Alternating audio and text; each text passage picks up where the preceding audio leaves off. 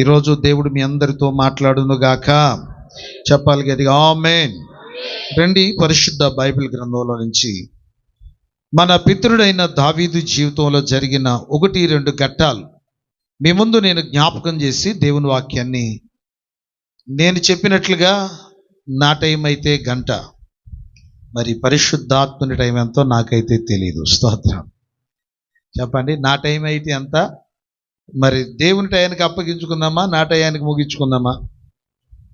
అయితే సంతోషం. రండి, ఆ వచనాన్ని మరొకసారి చదువుదాం. మన పితరుడైన దావీదు తన జీవితంలో చేసిన ఒక చక్కని ప్రార్థన. మొదటి దినవృత్తాంతముల గ్రంథం 17వ అధ్యాయం 16వ వాక్యం. రాజైన దావీదు వచ్చి యెహోవా సన్నిధిని కూర్చుండి ఇలాగు మనవి చేసెను, దేవా యెహోవా, నీవు నన్ను ఇంత హెచ్చు స్థితిలోనికి తెచ్చుటకు నేను ఎంతటి వాడను? నా ఇల్లు ఏ మాత్రపది చాలు. ఇక్కడ మన పితరుడైన దావీదు చేస్తున్న ప్రార్థన అనేక మంది సేవకుల ద్వారా ఈ వర్తమానం మనం విని ఉంటాం. స్థానిక దైవజనులు కూడా ఎన్నో సందర్భాల్లో ఈ వచనాన్ని మీ ముందు పెట్టుంటారు. అయినా నేను బయలుదేరి వస్తున్నప్పుడు ప్రార్థనాపూర్వకంగా ప్రభువుని అడిగాను, ప్రభా, మరి ఈరోజు వారితో నేనేం మాట్లాడాలి, నాకు ఒక ఆలోచన దయచేయమని అడిగినప్పుడు ఇంచుమించుగా నేను 6-7 దాకా వచ్చినప్పుడు ప్రభువు నాకు ఈ వచనాన్ని జ్ఞాపకం చేశాడు. ప్రభువు జ్ఞాపకం చేశాడు కనుక ప్రభువే మనతో మాట్లాడును గాక. రండి, పరిశుద్ధ బైబిల్ గ్రంథంలో మన పితరుడైన దావీదు జీవితంలో జరిగిన కొన్ని ఘట్టాలు మీ ముందు నేను పెట్టాలని ఆశ కలిగి ఉన్నాను. ఒక రోజున దావీదు దేవుని సన్నిధిలో ఈ ప్రార్థన చేస్తున్నాడు, ప్రభువా యెహోవా, ఇంతగా నన్ను హెచ్చించుటకు నేను ఏ మాత్రపు వాడను? నా ఇల్లు ఏ మాత్రపుది? నీవు నన్ను దీవించిన ఈ దీవెనను అనుభవించటానికి నాలో యోగ్యత లేదయ్యా, అర్హత లేదయ్యా. నాలో ఏ కోణంలో చూసినా ఇంత ఆశీర్వాదాన్ని పొందటానికి నేను యోగ్యుడను కాదయ్యా అని దేవుని సన్నిధిలో అతడు చేస్తున్న ప్రార్థన ఇక్కడ మనం చదివాం. ఆయన ఏమని ప్రార్థన చేస్తున్నాడంటే, ఇంతగా నన్ను హెచ్చించటానికి నేను ఏ మాత్రపు వాడను? చేతులతో ఒక మంచి స్తోత్రం చెప్పండి. దావీదుని దేవుడు హెచ్చించాడంట. ఆ హెచ్చైన జీవితాన్ని చూచిన దావీదు, అయ్యో, ఇంత ఆశీర్వాదాన్ని అనుభవించటానికి నేను యోగ్యుడను కాను, ఇంత దీవెన పొందటానికి నాలో ఏ యోగ్యత లేదు అయ్యా, నేను ఎంతటి వాడని అన్నట్లుగా అతడు దేవుని సన్నిధిలో దేవుని ఎదుట ప్రార్థించటం అనేది మనం చూడగలుగుతున్నాం. ప్రియులారా, అసలు ఇంతకీ దావీదుని దేవుడు ఎంతగా హెచ్చించాడు? మనం ఆరాధిస్తున్న దేవుడు ఎవరయ్యంటే ఆయన మనల్ని హెచ్చించే దేవుడు. చెప్పండి, ఎవరంటే ఆయన మనల్ని హెచ్చించే దేవుడు. ఎంతమందికి హెచ్చుగా దీవించబడాలని ఆశ ఉంది? చేతులు ఎత్తండి ఒకసారి.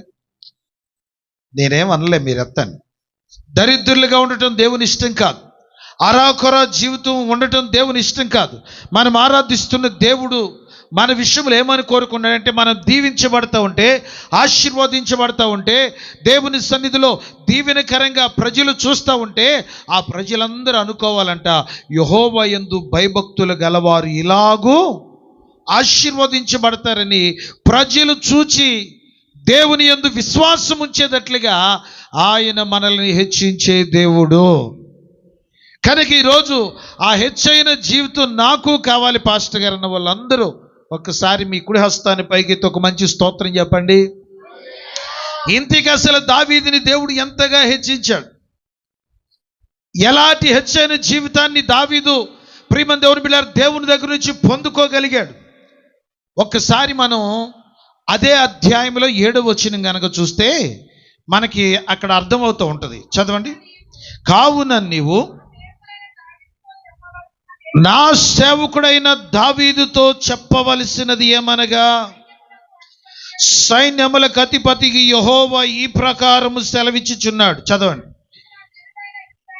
నీవు నా జనులైన ఇశ్రాయేలీయుల మీద అధిపతివై ఉండినట్లు గొర్రెల వెంబడి తిరుగుతున్న నిన్ను గొర్రెల దొడ్డిలో నుండి తీసుకొని నీవు వెళ్ళిన చోటనెల్లా నీకు తోడుగా ఉండి నిన్ను ద్వేషించు వారిని నీ ముందర నిలవనివ్వక నిర్మూలము చేసి తిని లోకములోని గనులకు కలిగి ఉన్న పేరు వంటి పేరు నీకు కలగ చేసేదను. చేతులెత్తి ఒక మంచి స్తోత్రం చెప్తారా? నాతాను ప్రవక్తను పంపించి పరలోకమందున్న దేవుడు దావీదుతో ఈ మాటలు చెప్పమంటున్నాడు. ఏంటి ఆ మాటలు అంటే, ప్రియులరా, దేవుని వాక్యం చెప్తుంది, గొర్రెల వెంబడి తిరుగుతున్న నిన్ను గొర్రెల దొడ్డిలో నుంచి తీసుకొని వచ్చి నా జనులైన వారి మీద నిన్ను అధిపతిగా చేశాను. నీవు వెళ్ళిన చోటనెల్లా నీకు తోడై ఉన్నాను. మూడవది, ప్రియమైన దేవుని బిడ్డలారా, నీ మీద ఎవరైనా శత్రువు చేయెత్తితే వారిని నేను నిర్మూలన చేస్తాను. నాలుగవదిగా, లోకములోని గనులైన వారికి ఉన్న పేరు వంటి పేరు నీకు కలగ చేస్తాను. గట్టిగా ఆమేన్ చెప్పండి. ఎన్ని ఆశీర్వాదాలు! ఒకటి, అధిపతిగా, ఇశ్రాయేలీయుల మీద అధిపతిగా చేశాడు. రెండు, తాను వెళ్ళిన చోటనెల్లా తోడై ఉన్నాడు.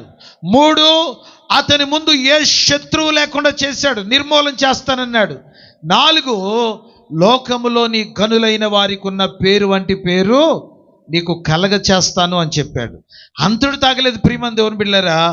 మనం ఒకసారి 11వ వచనం కూడా చదువుదాం. 11వ వచనం, నీ జీవిత దినములు తీరి నీ పితరుల యొద్దకు నువ్వు చేరినప్పుడు నీ కుమారుల వల్ల కలుగు నీ సంతతిని నేను స్థాపన చేసి అతని రాజ్యమును స్థిరపరుస్తాను. చేతులతో ఒక మంచి స్తోత్రం చెప్తారా? ఎన్ని ఆఫర్లు అండి దావీదుకి దేవుడిచ్చింది? మాట్లాడాలి. ఒకటి చెప్పాలి. ఒకటి, జనుల మీద అతనిని అధిపతిగా చేశాడు. రెండు, తాను వెళ్ళిన చోటనెల్లా తోడయ్యున్నాడు.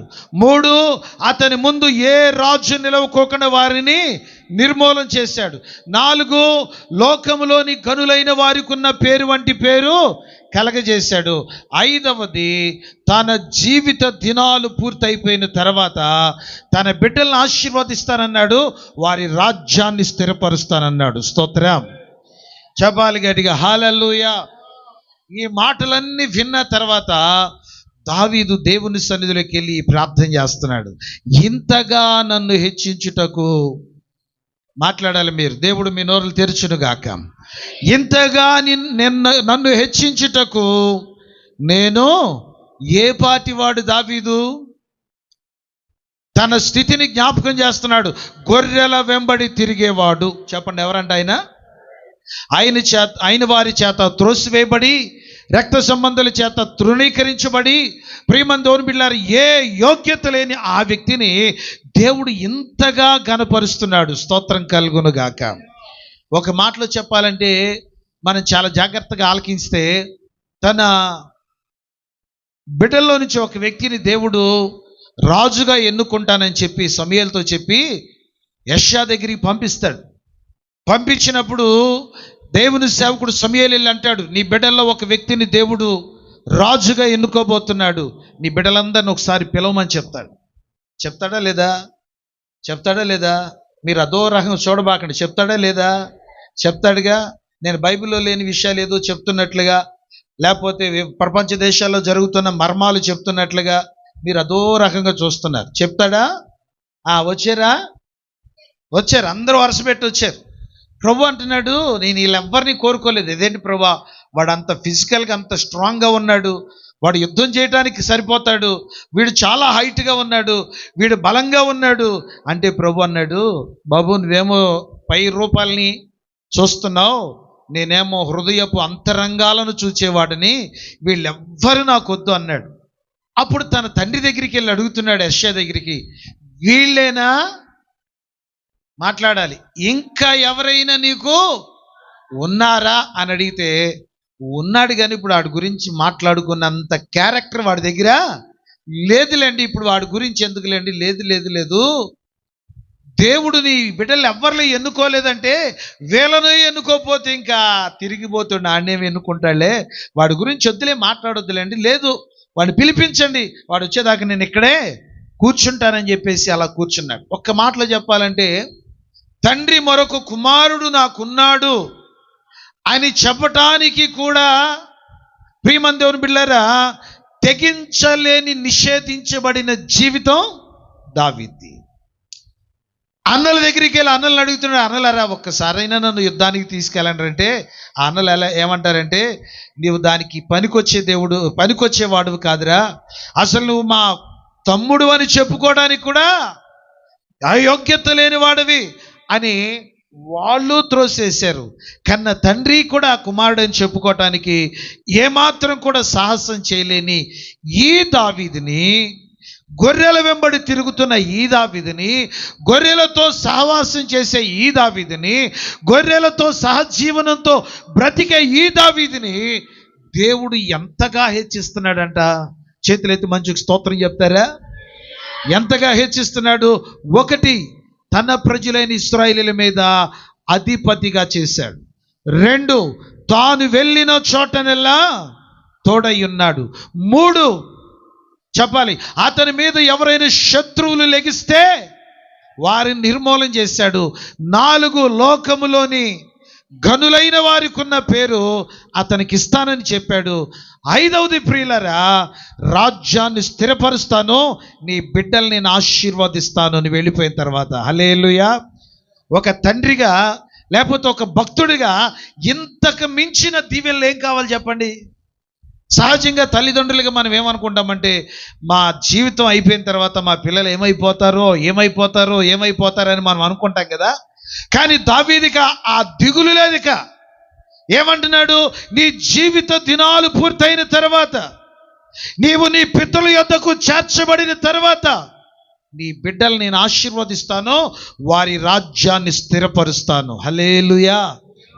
నిజంగా ప్రియులరా, తండ్రి చేత కుమారుడు ఉన్నాడని చెప్పించుకోలేని ఒక నిస్సహాయ స్థితిలో ఉన్న దావీదు తన తోటి సహోదరులతో కలిసి నివాసము చేయలేని దావీదుని దేవుడు ఇంతగా హెచ్చించాడు. స్తోత్రం. అది విన్న దావీదు, అసలు నేను ఎంతటి వాడని ప్రభువా, ఇంత ఆశీర్వాదాన్ని అనుభవించడానికి. నాలో ఏం చూసావు, నాలో ఏమి నచ్చింది నీకు అని దేవుని సన్నిధిలోకి వెళ్ళి అతడు చేస్తున్న ప్రార్థన. హల్లెలూయా. ఈరోజు దావీదుని దేవుడు అంతగా హెచ్చించటానికి గల కారణాలు మీరు కూర్చుంటానంటే, దేవుడు నాకు ఓపిక ఇస్తే మళ్ళీ ఈరోజు ఇదే టైం దాకా నేను చెప్పగలను మిమ్మల్ని లేపుకోకుండా. అన్ని కారణాలు బైబిల్లో ఉన్నాయి, కానీ అవన్నీ నేను చెప్పలేను. కానీ మాట తప్పుకోకుండా గంట సేపటికల్లా మిమ్మల్ని పంపించడానికి ఒక 2-3 విషయాలే మీ ముందు జ్ఞాపకం చేస్తాను. జాగ్రత్తగా మీరు ఆలకించండి. దావీదుని హెచ్చించడానికి దావీదులో దేవుడు ఏం చూశాడు?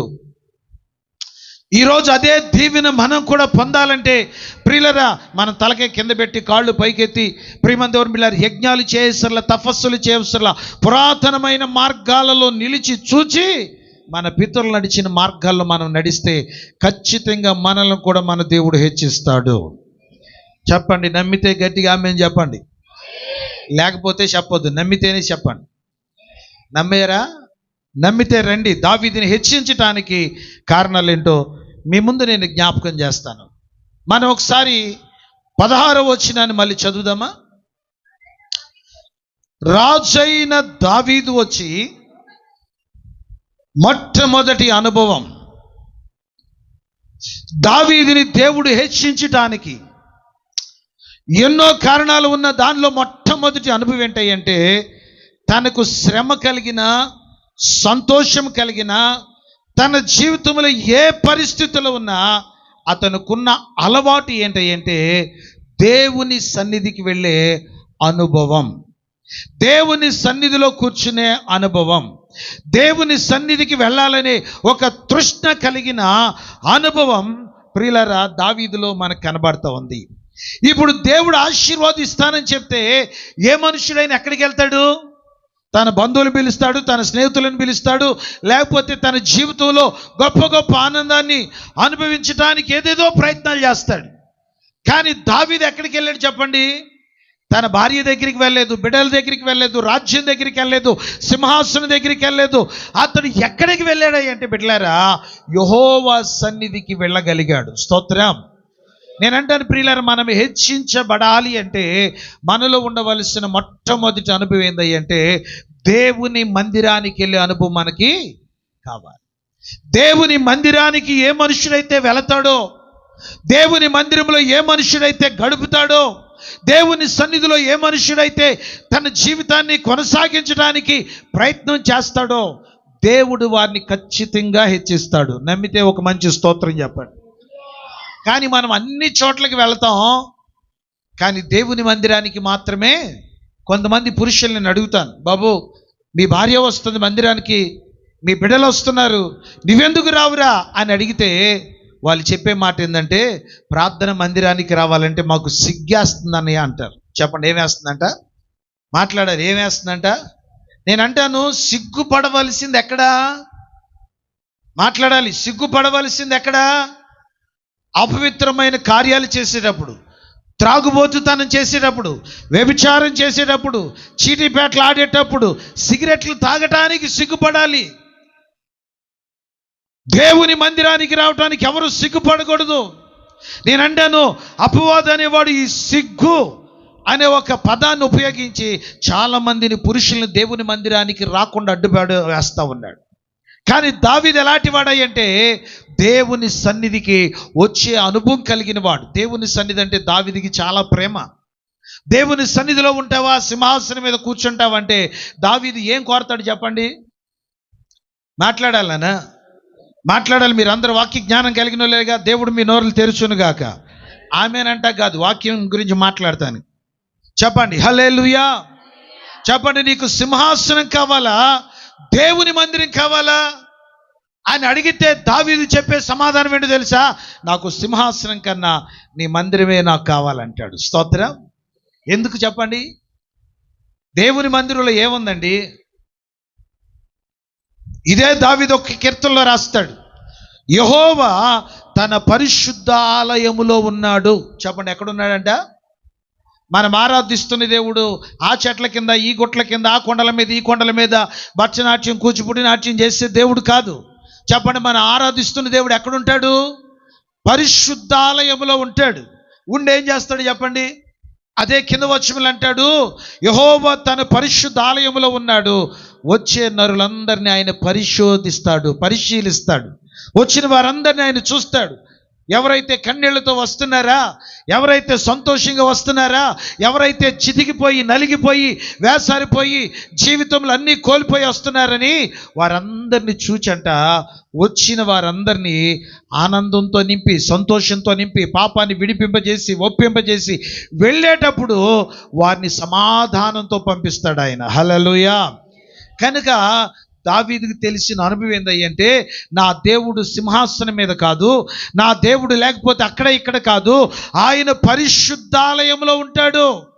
కనుక నాకు శ్రమ కలిగినా, సంతోషం కలిగినా, నేను వెళ్ళగలిగిన చోటు, నేను వెళ్ళవలసిన స్థలం, నేను దేవుని సన్నిధిలో గడపాలి అని అతడంట దేవుని సన్నిధికి వచ్చే అనుభవం కలిగిన వాడు. స్తోత్రం. మనందరికి పరిచయమైన కీర్తన ఒక మాట ఉంది. అతడు ఆ కీర్తన ముగించేటప్పుడు అంటాడు, చిరకాలము. చెప్పండి అన్న, ఎన్ని రోజులంట? 21 రోజా? కొంతమంది 21 రోజు, 7 వారాలు. విచిత్రమైన విషయం ఏంటంటే భక్తిని ముక్కలు ముక్కలు చేసేస్తున్నారు నేటి దినాన మనుషులు. ఒకడు 3 వారాలు అంటాడు, ఒకడు 7 వారాలు అంటాడు. మా ప్రార్థనకి రండి, 7 వారాలు మీ జీవితంలో అద్భుతాలు జరుగుతాయి అంటాడు. మరి మిగిలిన టైంలో దేవుడు చేయడా? మాట్లాడాలన్నా, మాట్లాడాలి, చేయడా? భక్తిని ముక్కలు ముక్కలు చేసేస్తున్నారు. కానీ ఇదే దావీదు ఏమంటాడు తెలుసా? సూర్యోదయము మొదలుకొని సూర్యహస్తమయము వరకు యెహోవా నామము స్తుతి నొందదగినది. చెప్పండి గట్టిగా హల్లెలూయా. అందుకే దావీదు, నీకు దేవుని మందిరం కావాలా, సింహాసనం కావాలంటే అతడు ఏం కోరతాడు చెప్పండి? ఎన్ని రోజులు? చెప్పాలి. చిరకాలం నేను యెహోవా మందిరంలో నివాసము చేయగోరుచున్నాను. ఎందుకంటే అక్కడ నా దేవుడు నివసించే స్థలం. అక్కడ నా దేవుడు మాట్లాడే స్థలం, అక్కడ నా దేవుడు నన్ను సరిచేసే స్థలం, అక్కడ నా జీవితంలో నా దేవునికి విరోధమైన ఆలోచనలు ఏమైనా నేను చేస్తే నన్ను శుద్ధీకరించే స్థలం ఏదో తెలుసా? నా దేవుని మందిరం. కనుక ఎక్కడికి వచ్చి అనుభవం కలిగిన వాడంటే దావీదు దేవుని సన్నిధికి వచ్చి దేవునిని ఘనపరిచేవాడిగా బైబిల్లో మనం చూస్తాం. మరొక చోట తన కీర్తనలు అంటాడు, యెహోవా యొద్ద నేను ఒక వరం అడిగాను, దాన్ని నేను వెతుకుచున్నాను. ఏంటి ఆ వరం? రైట్, చెప్పండి. ఏంటిది ఆ వరం? యెహోవా ప్రసన్నత చూచుటకు, ఆయన ఆలయములో ధ్యానించటానికి ఎన్ని రోజులంట? మర్చిపోయారు మళ్ళీ. ఎన్ని రోజులంట? నా జీవిత కాలం అంతా కూడా నేను యెహోవా మందిరములో నివాసము చేయగోరుచున్నాను. స్తోత్రం చెప్పండి. దావీదుని దేవుడు హెచ్చించటానికి ఎన్నో కారణాలు ఉన్నా మొదటి కారణం ఏంటంటే అతడు దేవుని మందిరానికి వచ్చే అనుభవం కలిగిన వాడు. ఈరోజు మనం ఎక్కడికైనా వెళ్తాం, పుట్టింటికి ఫ్యామిలీతో వెళ్తాం, సినిమాలు అలవాటు ఉన్న వాళ్ళు ఫ్యామిలీతో వెళ్తారు, ఫంక్షన్లు జరిగితే ఫ్యామిలీతో వెళ్తారు, జీవితంలో ఎక్కడికైనా ఫ్యామిలీతో వెళ్తారు.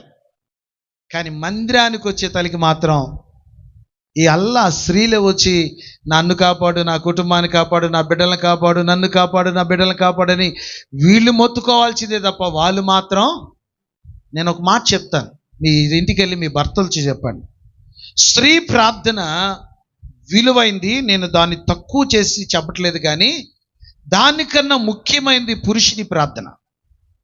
స్తోత్రం చెప్తారా? చెప్పండి హల్లెలూయా. బైబిల్ చరిత్రలో చాలా మంది స్త్రీలు ఉన్నా పురుషుల ప్రార్థనలే ఎక్కువగా మనకు కనబడతాయి.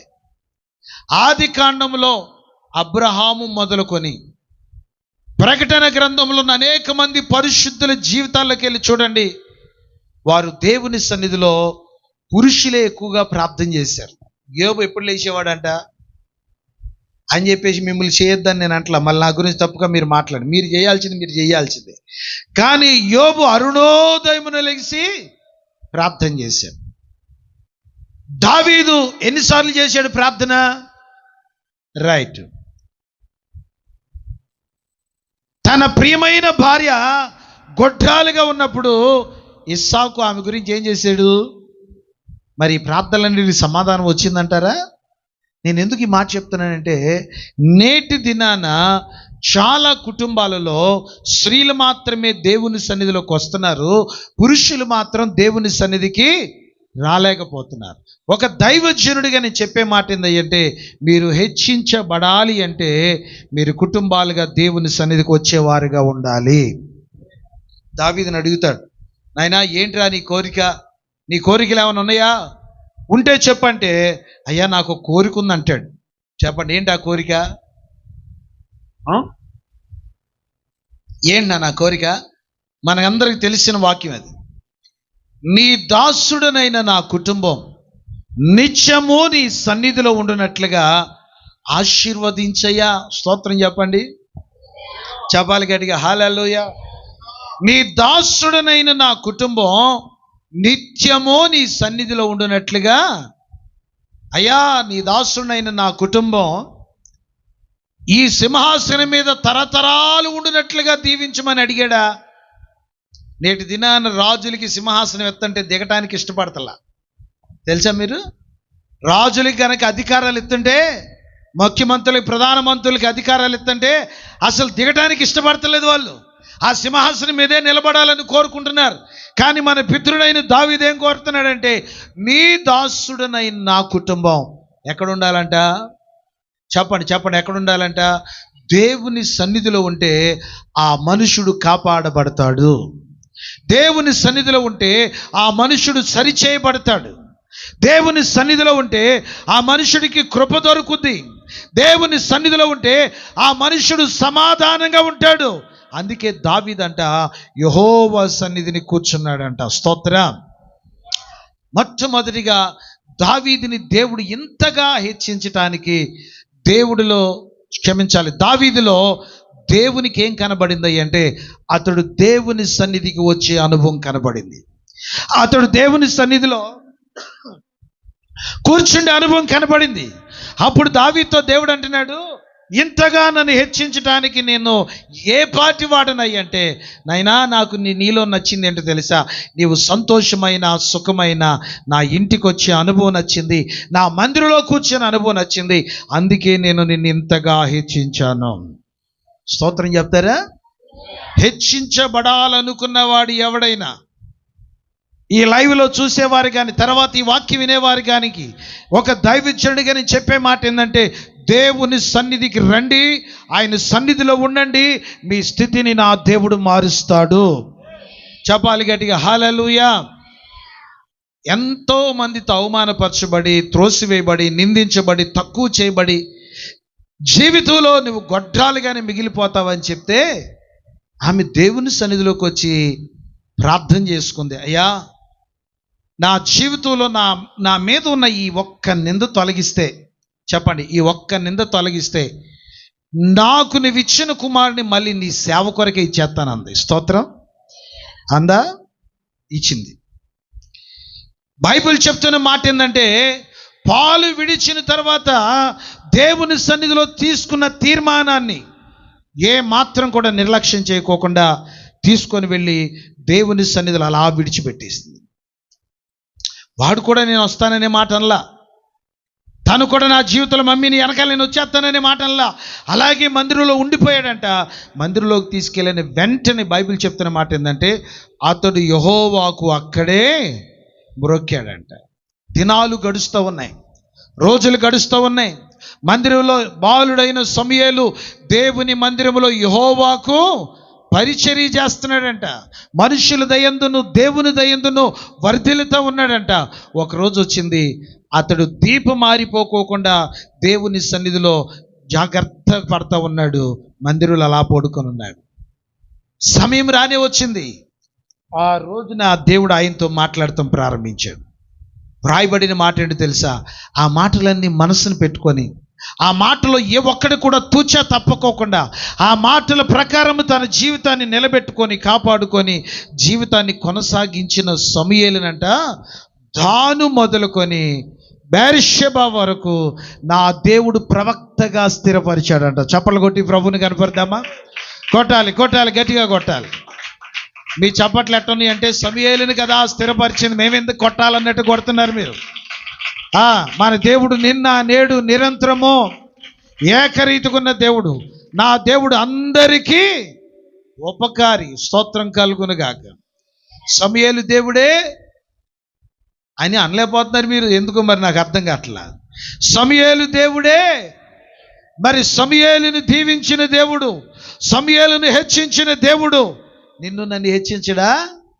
మరి ఎందుకు నీ జీవితంలో అరాకొర జీవితం, ఎందుకు నీ జీవితంలో అటు ఇటు కాని జీవితం, ఎందుకు నీ బ్రతుకులంటే నీవు దేవుని సన్నిధిలో ఉండవలసిన క్రమంలో ఉండలేకపోవడం. దాను మొదలుకొని బెర్షెబా వరకంట సమూయేలు ప్రవక్తగా స్థిరపడ్డాడు. అంతటి తాగలేదు. సమూయేలుకి దేవుడిచ్చిన గొప్ప భాగ్యం ఏంటంటే, ఇశ్రాయేలీయుల జనాంగం మీద అతడు బతికున్నంత వరకు, ఇశ్రాయేలీయుల జనాంగం మీద ఎవడైనా రాజు అవ్వాలంటే సమూయేలు వెళ్ళి నెత్తి మీద నూనె పోయాలి, వేసి రక్తం వేసి. అవునా కదా? మాట్లాడండి నాన్న. సౌలు నెత్తి మీద నూనె పోసింది ఎవరో? దావీదు నెత్తి మీద నూనె పోసింది ఎవరో? మరి సమూయేలుకి దేవుడిచ్చిన భాగ్యం ఏంటి? రాజులను అభిషేకించగలిగిన భాగ్యం, రాజులను నియమించగలిగిన భాగ్యం నా దేవుడు సమూయేలుకి ఇచ్చాడు. ఏం చదివాడు శామ్యూయేల్? మాట్లాడాలి. దేవుడు మీ నోరులు తెరుచును గాక. ఆమె అనొద్దు, వాక్యం కొరకు తెరవండు నోరు. స్తోత్రం కలుగును గాక. శామ్యూయేల్ ఏం చదివాడు? మరి నువ్వు కొద్ది గొప్ప చదివేవుగా, మరి నీకు ఎంతకాలం అట్ట కూర్చొని చెప్పిన వాక్యాలు రాసుకుంటావు? పేపర్లో విలేకరు రాసినట్టు రాస్తారు కొంతమంది. కొన్ని ప్రాంతాలకు వెళ్తే అసలు వాక్యం వినరాలు ఒకటే రాస్తారు. నాకు అనిపించింది, ఆల్రెడీ మీ యూట్యూబ్ ఉందిగా, మీ మినిస్ట్రీకి సంబంధించిన యూట్యూబ్ ఉందిగా, ఈ వాక్యాలన్నీ మళ్ళీ తర్వాత దాంట్లో ఉంటాయిగా, మళ్ళీ ఇంకా నువ్వు స్పెషల్గా రాయాల్సింది ఏముంది? నీకు ఏదైనా డౌట్ వస్తే మళ్ళీ ఆ వాక్యం వినొచ్చు కదా. హలో, ఏం అట్ట చూస్తారా? నిజమా కదా? నాకు కాసేపు వాక్యం చెప్పేటప్పుడు పాస్టర్ గారు ఇంకా చూసి వాక్యం వినొచ్చు కదా. పత్రిక విలేకరులు రాసినట్టు రాస్తా ఉంటారు, ఏ పనికి రాస్తా ఉంటారు. చెప్పండి, దాను మొదలుకొని బెర్షెబ వరకు ప్రవక్త అయ్యాడు. రాజులను అభిషేకించే కృపను దేవుడు ఇచ్చాడు. ఏం చేస్తే? దేవుని సన్నిధిలో కూర్చోండి, దీపం ఆరిపోకుండా కాపాడి దైవజనునికి వచ్చే సంఘానికి అతడు పరిచర్య చేశాడంట. స్తోత్రం. ఒకరోజు వచ్చింది, దావీదుని హెచ్చించినట్లుగా నా దేవుడు సమూయేలును హెచ్చించాడు. స్తోత్రం కలుగునుగాక. నేనంటాను, దేవుని సన్నిధిలో కూర్చుంటే ఆ ధన్యత నా నోటుతో నేను వర్ణించలేను. అందుకే దావీదుని హెచ్చించటానికి దావీదులో ఉన్న మొదటి కారణం ఏంటంటే అతడు యెహోవా సన్నిధిని కూర్చున్నాడు. రెండో మాట చెప్తాను నేను. మనందరికీ పరిచయమైన కీర్తన 103వ కీర్తన. మనందరికీ పరిచయమైన కీర్తన 103వ కీర్తన. దాంట్లో 2వ వాక్యాన్ని చదవన్నాను.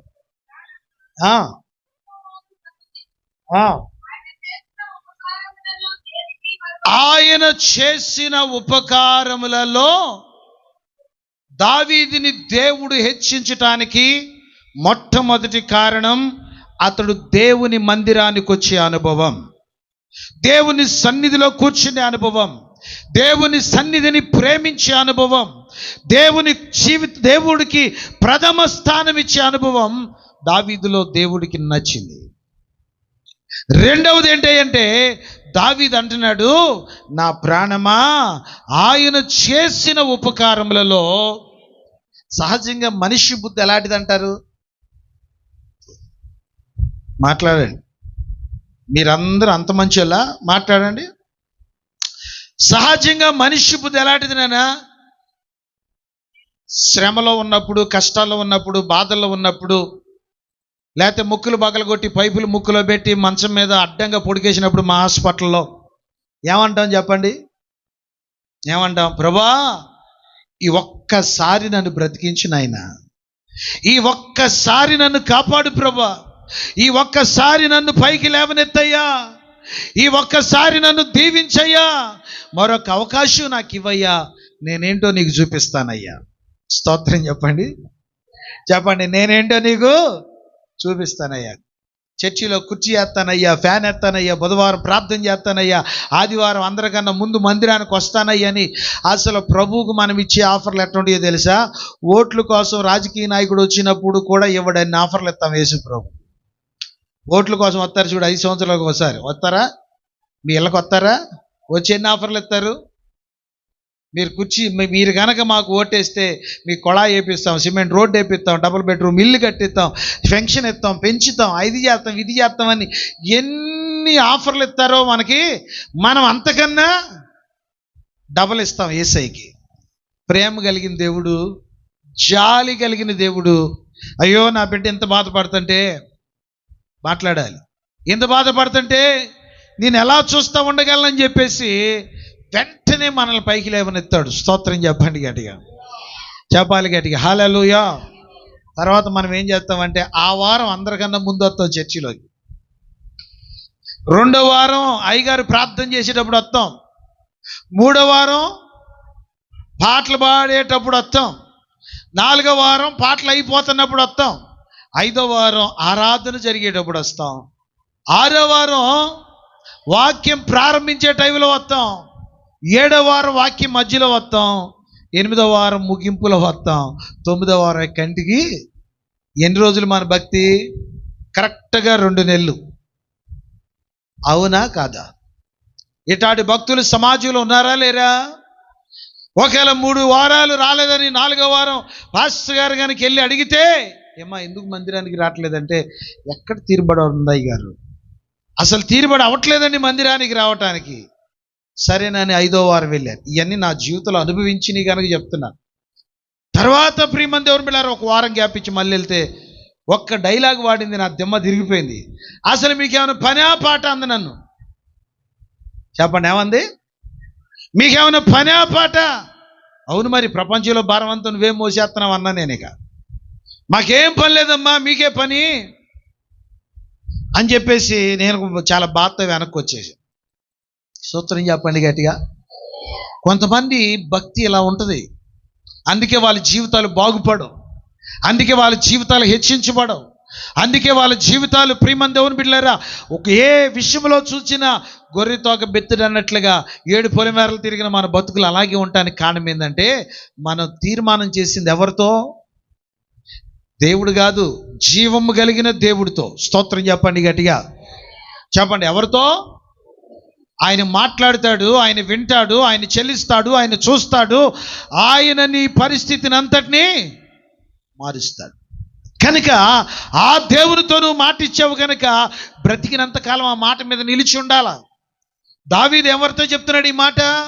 తన భార్యతోనో, పిల్లలతోనో, రక్త సంబంధులతోనో, రాజ్యములున్న పనివారితోనో, బంట్రోతులతోనో, అధికారులతో, మంత్రులతో కాదు, తన ప్రాణంతో చెప్తున్నాడు. ఎందుకంటే ఎంత ఆరాధన చేసినా, ఎంత ప్రార్థన చేసినా ఇది మట్టి దేహం గనక, లోక సంబంధమైనది గనక, లోక సంబంధమైన విషయాలను ఆశిస్తుంది గనక తన ప్రాణంతో చెప్తున్నాడు, నా ప్రాణమా ఆయన చేసిన ఉపకారాలలో మర్చిపోతే ఏం జరుగుతుందో దావీదుకి బాగా తెలుసు. స్తోత్రం చెప్పండి. బైబిల్ గ్రంథంలో మర్చిపోయిన వాళ్ళు కొంతమంది ఉన్నారా? ఉన్నారంటేనేమో చెప్పను, మీరు అట్లా చూశారనుకో చెప్తా. ఉన్నారా? ఎవరు?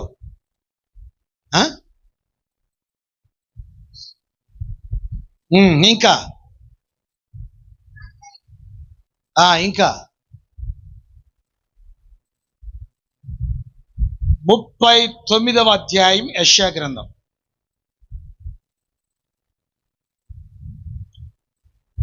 మొదటి వచనం.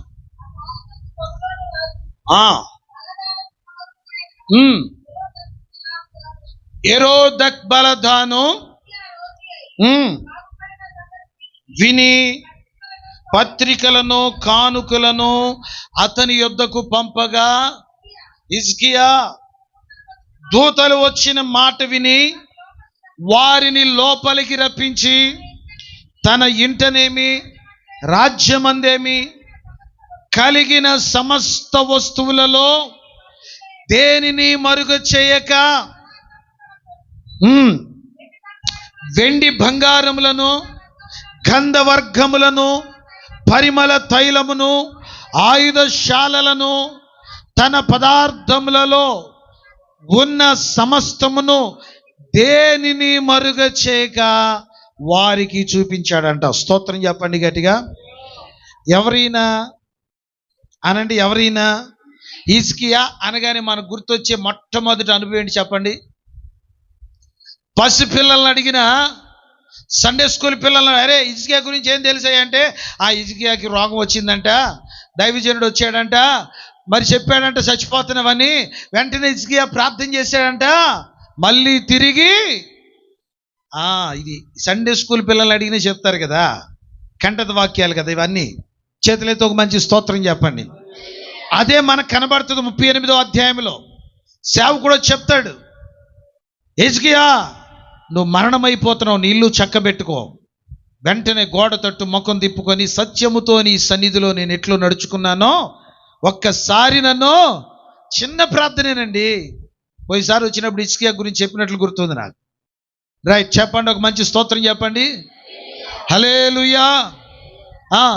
సత్యముతో నీ సన్నిధిలో నేను ఎట్లు నడుచుకున్నానో ఒకసారి జ్ఞాపకం చేసుకోమంటే, ఏ సేవకుడైతే నువ్వు చస్తావని చెప్పాడో అదే సేవకుడు మళ్ళీ తిరిగి వచ్చి చెప్తున్నాడు. ఏమని తెలుసా? దేవుడు నీ ప్రార్థన ఆలకించి తిరిగి నీకు 15 సంవత్సరాల ఆయుష్నిస్తున్నాడు. స్తోత్రం చెప్పాలి గడిగా. హల్లెలూయా. చుట్టుపక్కల రాజులందరూ అనుకున్నారు, అరే హిజ్కియా చాలా మంచోడు, హిజ్కియా జీవితంలో ఎప్పుడు యుద్ధానికి మన మీదకి రాలేదు, హిజ్కియా మంచివాడు, చాలా యథార్థవంతుడు, హిజ్కియా లాంటి వ్యక్తికి వచ్చిన రోగం, దేవుడు మీ నోరులు తెరుచును గాక. ఆమేననొద్దు, వాక్యం చెప్పండి. హిజ్కియాకు వచ్చిన రోగం మరణకరమైన రోగం వచ్చిందంట. అయ్యో, అలాంటి మంచి వ్యక్తికి ఇలాంటి రోగం రాకూడదు. ఎట్లయినా సరే ఆయన చచ్చిపోతాడు, ఆయన భూస్థాపన కార్యక్రమానికి చివరి చూపుకి వెళ్దామని చుట్టుపక్కల రాజ్యాల్లో ఉన్న రాజులందరూ కూడా ఎదురు చూస్తున్నారు. 1 సంవత్సరం అయింది, మరణ వార్త రాలా. 2 సంవత్సరాలు అయింది, మరణ వార్త రాలా. 3 సంవత్సరాలు అయింది. చుట్టుపక్కల రాజ్యాల్లో ఉన్న రాజులకు డౌట్ వచ్చింది, అసలు హిజ్కియా ఉన్నాడా, మాట్లాడండి, ఉన్నాడా అని చెప్పేసి ఆలోచన చేస్తూ ఉండగా కాస్త దినాలలో బబులోను రాజ్యం చాలా పెద్ద రాజ్యం. ఆ బబులోను రాజ్యాన్ని పరిపాలన చేస్తున్న ఆ నాయకుడు ఏం చేశాడంటే 4 మనుషులను పంపించి, అసలు హిజ్కియా ఉన్నాడో లేదో ఒకసారి చూసిరండిరా, ఒకవేళ ఉంటే ఇదిగో ఆయనకి నాకు సంధి చేయటానికి కాస్త కానుకలు, ఈ పత్రికలు ఇవ్వండి అని చెప్పేసి ఇచ్చి పంపించాడు. ఈలోపు ఆ పనివారు వచ్చారు బబులోను దేశం నుంచి. వచ్చినప్పుడు జరిగిన విషయం ఏంటో తెలుసా? ఎవరో చెప్పారు, అయ్యా బబులోను దేశం నుంచి పనివారు వచ్చారు, దూతలు వచ్చారు, మీతో మాట్లాడాలనగానే గబగబా ఇంట్లో నుంచి బయటికి వెళ్ళాడంట. వినండి జాగ్రత్తగా. వెళ్ళి వాళ్ళు ఎందుకు వచ్చారో, వాళ్ళు రావటానికి గల కారణం ఏంటో తెలియకోకుండా వాళ్ళ లోపలికి రప్పించి, బైబిల్ చెప్తున్న మాట ఏంటంటే తన ఇంటనున్న తన రాజ్యంలో ఉన్న సమస్తాన్ని ఏది మరుగు చేయకోకుండా మొత్తం చూపిస్తున్నాడంట. స్తోత్రం. అసలు నేనంటే ఏంటో మీకు తెలుసా? అసలు నా కెపాసిటీ ఏంటో తెలుసా? ఇదిగో నా దగ్గర ఇన్ని 5 శాలలు ఉన్నాయి, ఇదిగో నా దగ్గర ఇంత పరిమళ తైలం ఉంది, ఇదిగో నా దగ్గర ఇంత గంధవర్గములు ఉన్నాయి. అసలు నేనంటే ఏమనుకున్నారని తన గొప్పతనాన్ని చూపిస్తున్నారు. వీళ్ళేం అడుగుతున్నారంటే, రాజుగారండి మేము నీ బంగారం చూస్తానికి రాలా, రాజుగారండి నీ వెండి చూస్తానికి రాలా, లేక నీ 5 శాలలు చూస్తానికి రాలా, నువ్వు ఎట్లా బాగుపడ్డావో తెలుసుకోవటానికి వచ్చాం. స్తోత్రం. ఏం చెప్పాలా కదా? ఏం చెప్పాలన్నా?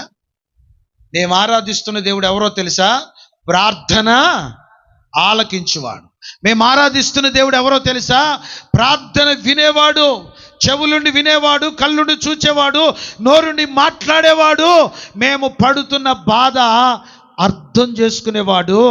ఆ దేవుడు మా దేవుడు అని యేసయ్యని ఎంత గొప్పగా పరిచయం చేయాలా? మీరు చెప్పండి. మీరైతే ఎట్లా పరిచయం చేస్తారు? ఒక అన్యుడు వచ్చి నీవు ఎట్లా బాగుపడ్డావు చెప్పామని అడిగితే, యేసు ప్రభు నిన్ను బాగు చేస్తే ఆయన గురించి చెప్తావా చెప్పవా? చెప్తావా? పోనా అక్కడ దాకొద్దు. సహజంగా ఎంత భక్తిపరులమైనా ఈ మట్టి దేహంలో ఉన్నాం కనుక ఏదో ఒక రోగం వచ్చింది మనకి. మాకు వచ్చింది, మీకు వచ్చింది, అందరికి వచ్చింది. రోగం అసలు రాలేదంటే ఆడి మాటలు నమ్మొద్దు మీరు. ఖచ్చితంగా మనిషి అన్నాక రోగం వచ్చింది. ముక్కు అన్నాక ఏరా బాబు అడచొస్తారు మీరా? ముక్కు అన్నాక జలుబు చేస్తుంది, మనిషి అన్నాక రోగం వచ్చింది, ఖచ్చితంగా వచ్చిందిగా. చీరాలో, బాపట్ల, గుంటూరు వెళ్ళి చూపించుకోగానే ఆ డాక్టర్ గారు అట్లా చేయి పట్టుకొని కాస్త ఒక చిన్న టాబ్లెట్ ఇవ్వగానే ఆ రోగం తగ్గిపోయింది అనుకున్నాం, తగ్గిపోద్ది. సేమ్ ప్రాబ్లం ఇంటి పక్కన వాళ్ళకి వచ్చింది. వాళ్ళు వెంటనే వచ్చాక, పిన్ని లేకపోతే వదినమ్మా నీకు వచ్చింది కదా ఈ ప్రాబ్లం, నువ్వు ఏ హాస్పిటల్కి వెళ్ళావమ్మా అని అడిగితే చెబుతావా చెప్పవా? ఏ పాలెం ఇది? తోటపాలెమా? తోటవారి పాలెం వాళ్ళు చెప్తారా చెప్పరా? చెప్తారు చెప్పరానా? అమ్మాయి నువ్వు చెప్తావా? మరి మాట్లాడవేంటి అసలు? చెప్తావుగా, ఏమని చెప్తావు? ఆ ఒక్క మాట చెప్తావు అక్క. అంతటితే ఆయుధంగా మనం మనుషులం ఎందుకు అవుతాం? అసలు ఆయన చెయ్యి ఎంత మంచిదో తెలుసా?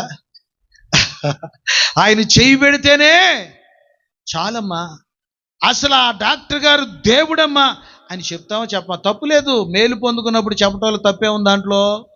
చెప్తామా చెప్పమా? మారు మాట కూడా చెబుతాం. మరి మనోడు చెప్తున్నాడా? ఆయన మీ అన్నయ్యో లేకపోతే మీ తమ్ముడు అయి ఉంటాడు.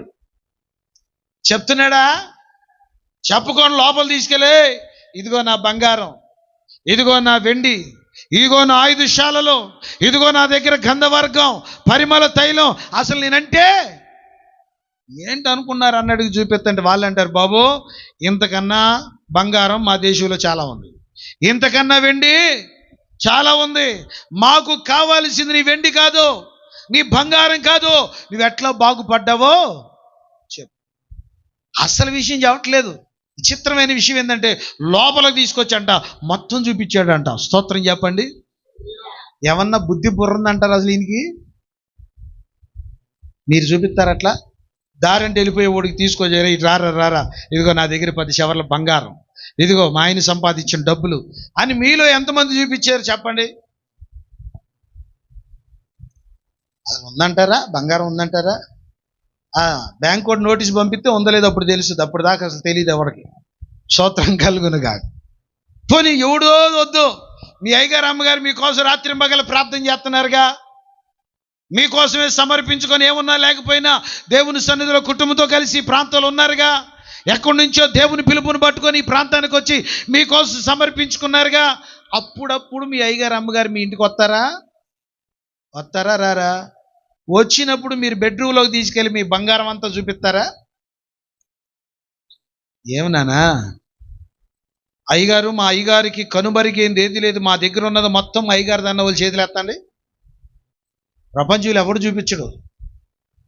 హల్లెలూయా. మంచి వాళ్ళందరూ ఒక మంచి స్తోత్రం చెప్పండి. మంచి వాళ్ళందరూ చెప్పండి గట్టిగా హల్లెలూయా. కొని కనీసం బెడ్రూమ్ దాకా తీసుకెళ్తావా? అయ్యగారండి ఎప్పుడైనా వెళ్ళారా విశ్వాసులు బెడ్రూమ్ దాకా? అమ్మగారు అయ్యగారు మీరు ఇద్దరు కలిసి బీరువా ఉన్న రూమ్ దగ్గరికి వెళ్ళారా? ఎప్పుడైనా చూపించారా? మరి మనోడు మొత్తం చూపించేస్తున్నాడు లోపల తీసుకెళ్ళి. స్తోత్రం చెప్పాలి గట్టిగా. నువ్వు అయ్యగారు అయితే అవ్వచ్చు, అమ్మగారు అయితే అవ్వవచ్చు, కానీ హాల్లో కుర్చీ వేసి కూర్చోబెట్టి కూల్ డ్రింక్ ఇచ్చి ఒక 500 కానికి పెట్టి మీకు వందనాలమ్మ అని పంపిస్తారా? లేకపోతే లోపలికి తీసుకెళ్ళి బంగారం, వెండి, ఇనుములు, ఇత్తడి మొత్తం చూపిస్తారా? తోటవరి పాలు వాళ్ళు చెప్పాలా? హాల్లో కూర్చోబెట్టి పంపించేస్తారు. ఇది 100% కరెక్ట్. దాన్ని అవునన్నా కాదన్నా, కానీ మనోడు లోపలికి తీసుకెళ్ళంటే ఇంటనున్న వెండిని, బంగారాన్ని, ఆయుధశాలలు, పరిమళ తైలము, ఇంటనేమి, రాజ్యమందేమి ఏమి మరుగు చేయకుండా మొత్తం చూపిస్తాళ్ళు అంటున్నారు. బాబు మేము ఈ జొత్తాకి రాలేదురా, నీకు దండం పెడతాం. మాకు నిన్ను ఎవడు బాగు చేశాడో చెప్పురా. ఎందుకంటే నీకు వచ్చిన రోగం ఏం పేరు? బండి లైన్లోనే ఉంది, చెప్పండి. నీకు వచ్చిన రోగం పేరేంటి? కనుక నువ్వు ఖచ్చితంగా వస్తావు, కానీ ఈరోజు బతుకున్నావు. అది తెలుసుకోవటానికి వచ్చేవారంటే ఎంత అడిగినా చెప్తలేదు, వీడు చెప్పేదట్లేడు అని చెప్పేసి వచ్చిన దారిని వెళ్ళిపోయారు. వాళ్ళు అలా వెళ్ళారో లేదో, ఈ పక్క నుంచి దైవజనుడైన యెషయా వచ్చి అడుగుతున్నాడు. ఏమడుగుతున్నాడు చదువునానా? ఏమడుగుతున్నాడు? 39వ అధ్యాయం. పిమ్మట ప్రవక్త అయిన యెషయా వచ్చి రాజు అయిన హిజ్కియాతో, బాబు ఆ మనుషులు ఎవరు? ఎక్కడి నుండి వచ్చారు? ఎందుకు వచ్చారు? నేను ఎలా బాగుపడ్డాను తెలుసుకోవడానికి వచ్చారు. మరి నువ్వేం చెప్పావు? చెప్పాలి నువ్వేం చెప్పావు? ఏమి మరుగు చేయకుండా మొత్తం చూపించానని చెప్తున్నాడు. స్తోత్రం చెప్పండి. చెప్పవలసిందేంటి? చెప్పండి నాన్న, చెప్పవలసిందేంటి? మేము ఆరాధిస్తున్న దేవుడు జీవము కలిగిన వాడు. మేము ఆరాధిస్తున్న దేవుడు కనులుండి చూచేవాడు. మేము ఆరాధిస్తున్న దేవుడు చెవులుండి వినేవాడు. మేము ఆరాధిస్తున్న దేవుడు మేము శ్రమ పడుతూ ఉంటే చూస్తూ ఊరుకునే దేవుడు కాదు. ఆ దేవుడిని మీరు కూడా నమ్మండి అని చెప్పగలిగిన ఒక అద్భుతమైన అవకాశం దొరికితే ఆ విషయం చెప్పుకోకుండా తన దగ్గర ఉన్నాయి మొత్తం చూపించాడంట. వెంటనే దైవుని సేవకుడు ఏమన్నాడు తెలుసా? రాబోవు దినములలో ఏమీ మిగలకోకుండా నీ ఇంటనున్న సమస్తమును నేటి వరకు నీ పితరులు సంపాదించింది, నీవు దాచిపెట్టింది బబులోను పట్టణానికి ఎత్తుకొని పోవటానికి సైన్యములకు అధిపతి యెహోవా సెలవిచ్చుచున్నాడు. స్తోత్రం. చేతులతో ఒక మంచి స్తోత్రం చెప్పండి. ఏ వెండిని చూచి గర్వించావో, ఏ బంగారాన్ని చూచి గర్వించావో, ఏ ఆయుధశాలలు చూచి గర్వించావో, ఏ ఘనతను చూసి గర్వించావో దానిని మొత్తం బబులోను రాజు వస్తాడు, మొత్తాన్ని చెరగా తీసుకుని వెళ్ళిపోతాడు. అంతడు తాగడు. ఇంకా ఘోరమైన పనిష్మెంట్ చదువునానా? నీ గర్భమున పుట్టిన నీ పుత్ర సంతతిని బబులోను రాజ్యమునకు. అన్నిటికల్లా ఘోరమైన పనిష్మెంట్ కదా ఇది. ఆస్తి పోయినా పర్లేదండి, గర్భం ఉన్న పిల్లలుంటే చాలు కదా, ఎప్పుడైనా సంపాదించుకోవచ్చు. కానీ వాళ్ళను కూడా అంట బబులోను దేశానికి తీసుకొని వెళ్ళి వాళ్ళను నపంసుకులుగా మార్చేస్తారంట. ఎందుకో తెలుసా? నీవు కృతజ్ఞత మాట్లాడాలి. నీవు కృతజ్ఞత, నేనంటాను ప్రియులరా, కృతజ్ఞత లేకపోవటం పాపాలన్నిట్లో కల్లా పెద్ద పాపం. గుర్తుపెట్టుకోండి. అంటే ఇక మిగిలిన చిన్న పాపాలు చేయొచ్చు అని కాదు, అన్నిటికల్లా ఘోరమైన పాపం అది. కృతజ్ఞత లేకపోతే మనుషులు ఏమైపోతారు తెలుసా? కూలిపోతారు. బబులోను రాజ్యానికి నీ పుత్ర సంతతిని కూడా తీసుకొని వెళ్తాడు. తీసుకొని వెళ్ళి అక్కడ ఏం చేస్తాడు తెలుసా? నపంసకులుగా మార్చేస్తాడు. ఎందుకో తెలుసా? నీవు కృతజ్ఞత లేనివాడు. బైబిల్ గ్రంథంలో నాకు ఒక వచనం గుర్తొస్తా ఉంది. ఒకే యుద్ధంలోనంట సౌలు కుమారులు కూడా మరణించబడ్డారు. ఆ సందర్భంలో జాగ్రత్తగా వినండి మీరు. యుద్ధంలో నాకు జయము కలుగుద్దా లేదని చెప్పేసి ఎక్కడికి వెళ్ళినా దేవుడు సమూయేలుతో మాట్లాడతలేదు. చూడండి, సమూయేలు మొదటి గ్రంథం 30వ అధ్యాయం అనుకుంటా, చదవండి ఒకసారి.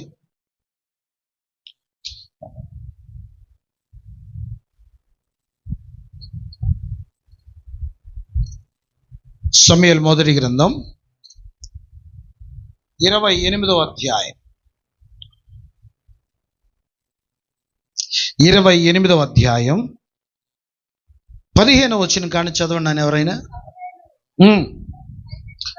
నన్ను పైకెక్కి రమ్మని నీవెందుకు తొందర పెట్టుచున్నావు అడుగగా, సౌలు నేను బహుశ్రమలో ఉన్నాను, ఫిలిష్తీయులు నా మీదకి యుద్ధము రాగా దేవుడు నన్ను ఎడబాసి ప్రవక్తల ద్వారానైనను స్వప్నముల ద్వారానైనను నాకేమీ సెలవీకున్నాడు. కాబట్టి నేను చేయవలసిన దానిని నాతో తెలియచెప్పుటకై నిన్ను పిలిచి తిననేను. చాలు. ఇక్కడ సమూయేలు అంటే దేవుడు సమూయేలుని ఎడబాసాడంట. ఎవరి ద్వారా కూడా మాట్లాడతలేదంట. అప్పుడు సమూయేలు ఇంకా పెద్ద బాంబు పేల్చాడు. ఏమంటాడు తెలుసా? ఒరే అబ్బాయి, అసలు దేవుడే నీకు చెప్పండి అని. అక్కడ ఏమని రాశాడు? 16వ వచనం చదవండి. అందుకు సమూయేలు, యెహోవా నిన్ను ఎడబాసి. ఎంత భయంకరమైన మాట అండి అది. చదవటానికి చాలా సింపుల్గా ఉండొచ్చు, కానీ దేవుడే మనకి అవుతాడా? చెప్పండి నన్ను, అవుతాడా? మరి ఇక్కడ పగవాడయ్యాడు కదా, అది బైబిల్లో చెప్తున్న మాట కదా. అక్కడ రాయబడిన మాట ఏందంటే దేవుడు నిన్ను ఎడబాసి. బిడ్డలారా, ఇది అండర్లైన్ చేయండి మీరు. ఇది క్రైస్తవ జీవితానికి ఒక హెచ్చరిక, కృతజ్ఞత లేని వారికి ఒక హెచ్చరిక. నీ దగ్గర పెన్ను ఏమాత్రం ఉన్నా దానిని మీరు అండర్లైన్ చేయండి. ఇప్పుడు రాయండి ఆ వచనాన్ని. దేవుడే నీకు, మాట్లాడండి, దేవుడే మనకి పగవాడైతే అసలు మనం ఎక్కడికి వెళ్ళగలం? మా ఊర్లో ఒక సామెత ఉంది, మరి మీ ఊర్లో ఉందో లేదో నాకు తెలియదు. మా ఊర్లో ఉన్న సామెత ఏంటంటే, ఏ దిక్కు లేనోడికి. మీ ఊర్లో కూడా అంటారా ఆ మాట? నానా అంటారా? ఏ దిక్కు లేనోడికి. మరి ఆ దేవుడే పగవాడైతే ఒకసారి ఊహించండి, ఒక్కసారి ఆలోచించేయండి. అందుకే నేను ఎప్పుడో ఒక మాట చెప్తాను, గుర్తుపెట్టుకోండి. అత్తింటికి దారులు మూసుకుపోయిన పర్లా, పుట్టింటికి దారులు మూసుకుపోయిన పర్లా, స్నేహితుల దగ్గరికి వెళ్ళే దారులు మూసుకుపోయిన పర్లా, శ్రమ దినాన అబ్బా తండ్రి అని మొరపెడితే నేనున్నాను బిడ్డ అని చెప్పే ఆ దారి అజ్ఞానం చేతను అహంకారం చేతను మనం మూసివేసుకోకూడదు. అది గనక మూసివేయబడితే ఎక్కడికి వెళ్ళగలం మనం? ఎవడు మనల్ని ఆదరిస్తాడు? ఏ దిక్కు లేనోడికి దేవుడే దిక్కన్న ఆ దేవుడే పగవాడైతే మీరు నమ్మండి ప్రియులరా. నేను బైబిల్ చదివేటప్పుడు ఒకసారి ఆ వచనం దగ్గరికి రాగానే ఇక నేను ఆ వచనం దాటి ముందుకు వెళ్ళలేకపోయాను. 2 రోజులు పట్టింది ఆ వచనం దాటి నేను ముందుకెళ్ళి బైబిల్ చదవటానికి. ఎందుకో తెలుసా? దేవుడే మనకి పగవాడైతే మనం ఎక్కడికి వెళ్ళగలం?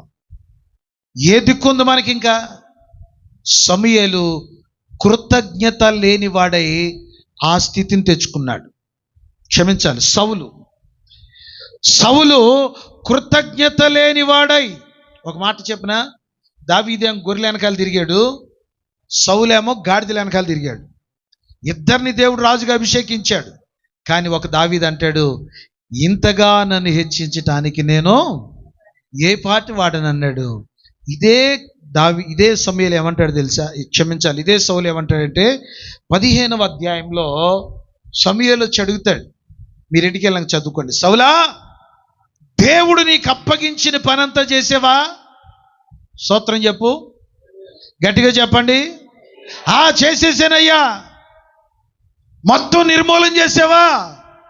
చేసేసానయ్యా.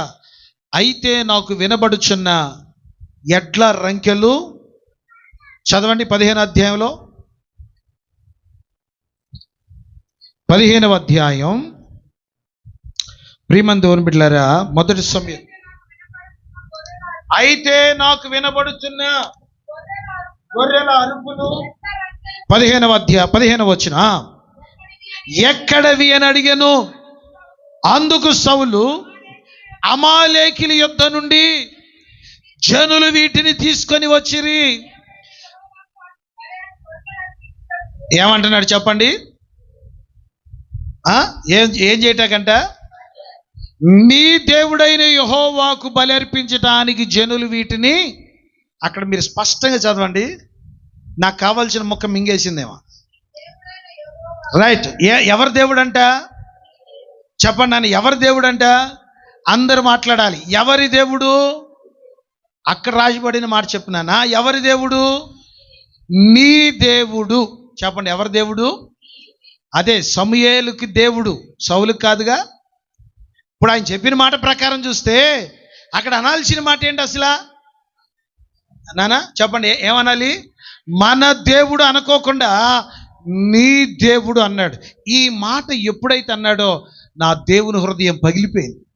అరే, ఇలాంటి వాడిని నేను రాజుగా చేసింది, ఇలాంటి వ్యక్తిని నేను సింహాసనం మీద కూర్చోబెట్టింది, వీడు గాడిదలు ఎత్తుకుంటూ తిరుగుతుంటే సమూయేలు దగ్గర తీసుకెళ్లి నెత్తి మీద నూనె పోసి అభిషేకించి తన ప్రజలైన ఇశ్రాయేలు మీద అధిపతిగా చేస్తే, కాస్త దీవించబడిన తర్వాత, ఆశీర్వదించబడిన తర్వాత ఇక్కడ ఉండాల్సిన కళ్ళు ఎక్కడికి వచ్చినాయి? కొంతమందికి అప్పుడప్పుడు కళ్ళు ఎక్కడికి వస్తాయి?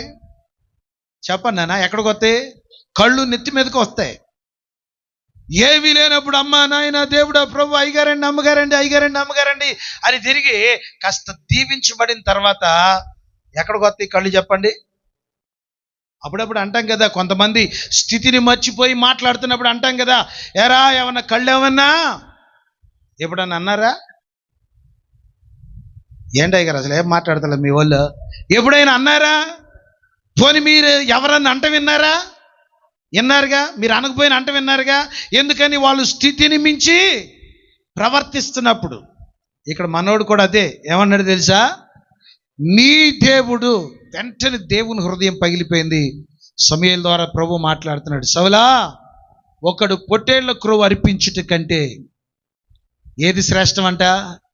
మాట వినుట శ్రేష్టం. కానీ నువ్వు ఆ పని చేయలేదు. నీ రాజ్యం ఇక నిలబడదు. దేవుని కృప నీకు దూరం అయిపోతుంది. ఇక నీ జీవితంలో నీవు కృతజ్ఞత చెప్పాలి నాన్న. కృతజ్ఞత. ఈరోజు బైబిల్ చరిత్రలో కృతజ్ఞత లేనందుకు రాజ్యాలే కూలిపోయినాయి, రాజులే హతమైపోయారు. కానీ క్రొత్త నిబంధన సంఘంలో ఉన్న మనతో నా దేవుడు మాట్లాడుతున్న ఒక అద్భుతమైన మాట ఏంటి తెలుసా? మనం ఏం కలిగి ఉండాలి చెప్పండి? ఆయన చేసిన ఉపకారములలో దేనిని మరిచిపోతే సౌలుకి ఏం పట్టిందో, మరిచిపోతే హిజ్కియాకి ఏం పట్టిందో, మన జీవితంలో కూడా అది పడటం పెద్ద లెక్కేం కాదు.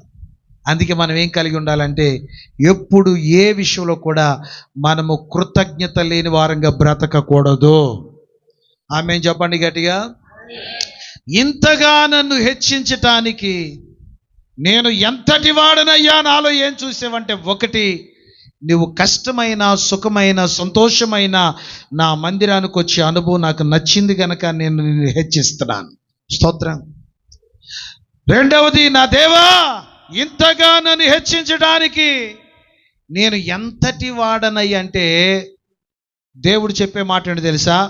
నీలో ఉన్న కృతజ్ఞత కలిగిన జీవితం నాకు నచ్చింది బిడ్డ అంటాడు ఆయన. స్తోత్రం. మూడో మాట చెప్పి ముగిస్తాను. సమూయేలు బైబిల్ గ్రంథాన్ని చూడండి. సమూయేలు రెండవ గ్రంథం, సమూయేలు రెండవ గ్రంథం. బైబిల్ ఉన్న వారందరూ ఒకసారి 12వ అధ్యాయం 13వ వచనం. నేను పాపము చేసి తినని దావీదు నాతానుతో అనగా, నాతాను నీవు చావకుండునట్లు చాలనా. ఇక్కడ దావీదులో నా దేవునికి నచ్చిన మూడవ అనుభవం ఏంటో తెలుసా? దావీదు చేసిన ఒక చిన్న పొరపాటు.